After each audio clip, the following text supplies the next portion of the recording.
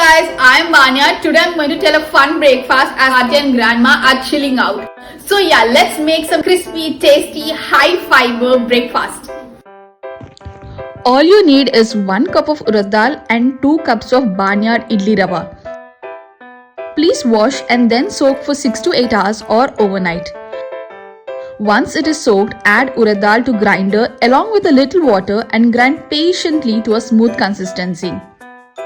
Now add soaked rava to the urad dal batter and mix well. Leave it aside for an hour.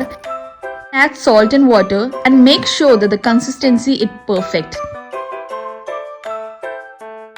Now heat up a thick pan, add 3 tablespoons of oil and 3 to 4 ladle of batter.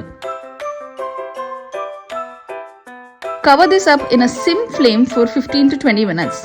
Now you will see that there is no wetness on the outer layer. This is the time to flip it and keep it for 2 to 3 minutes. Your golden crispy hot breakfast is ready.